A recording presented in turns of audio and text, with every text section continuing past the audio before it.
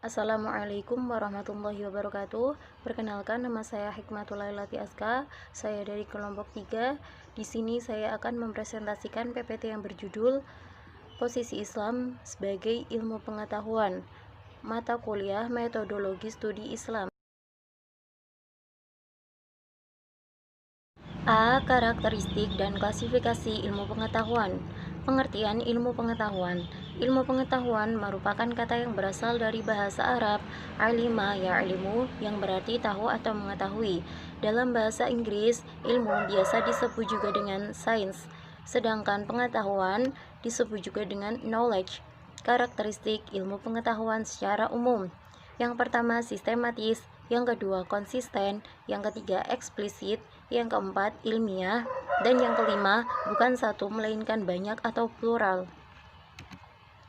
Karakteristik ilmu pengetahuan dalam Islam atau sains Islam. Yang pertama, keterpaduan antar potensi akal, wahyu, zikir, dan pikiran.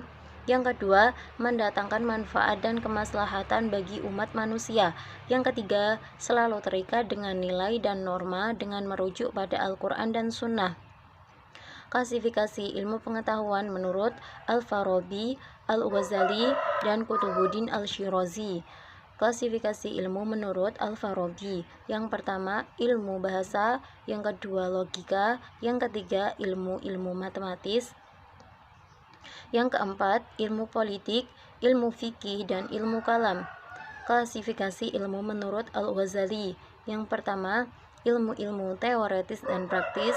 Yang kedua, ilmu yang dihadirkan dan ilmu yang dicapai. Yang ketiga, ilmu keagamaan dan ilmu intelektual. Yang keempat, ilmu fardu ain dan fardu kifayah. Pembagian menurut Imam Al-Ghazali: ilmu keagamaan dan ilmu kecerdasan pikiran. Ilmu religius atau keagamaan dibagi menjadi dua. Yang pertama, ilmu tentang prinsip dasar, al-usul, dan yang kedua, ilmu tentang cabang, furu, atau prinsip turunan. Ilmu tentang prinsip dasar, al-usul, dibagi menjadi dua. Yang pertama, ilmu pengantar atau ilmu-ilmu alat. Yang kedua, ilmu pelengkap. Ilmu-ilmu intelektual atau kecerdasan pikiran dibagi menjadi empat. Yang pertama, matematika. Yang kedua, logika. Yang ketiga, fisika dan ilmu alam. Yang keempat, metafisika atau ilmu tentang wujud dunia luar alam. Klasifikasi menurut Kutubuddin Al-Syirazi. Yang pertama, ilmu-ilmu filosofis. Yang kedua, ilmu-ilmu non-filosofis. Ilmu religius dapat diklasifikasikan menurut dua cara yang berbeda. Yang pertama, ilmu-ilmu nakuli atau keagamaan dan ilmu intelektual atau akal. Yang kedua, ilmu tentang pokok-pokok atau al-usul dan ilmu tentang cabang atau furu. Kewajiban menuntut ilmu. Menurut sunnah Nabi Muhammad, manusia dalam hubungannya dengan ilmu dapat dikelompokkan menjadi tiga, yaitu yang pertama, orang yang berilmu atau alim. Yang kedua, pencari ilmu atau muta'alim. Yang ketiga, orang awam.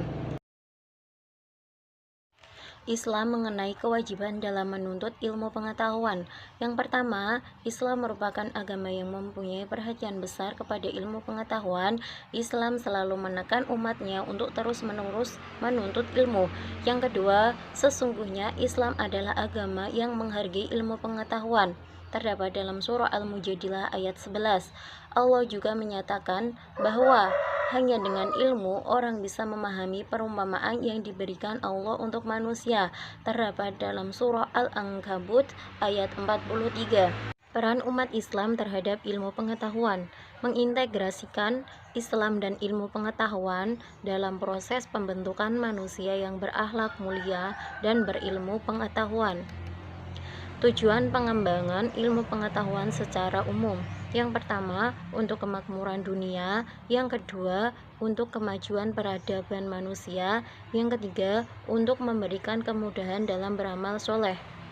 Indikasi ilmu pengetahuan yang bermanfaat dalam Islam. Yang pertama, mendekatkan manusia kepada kebenaran Allah dan bukan menjauhkannya. Yang kedua, dapat membantu umat merealisasikan tujuan-tujuannya. Yang ketiga, dapat memberikan pedoman bagi sesama manusia. Yang keempat, dapat menyelesaikan persoalan umat. Sekian dari saya. Apabila ada salah kata, saya mohon maaf. Wassalamualaikum warahmatullahi wabarakatuh.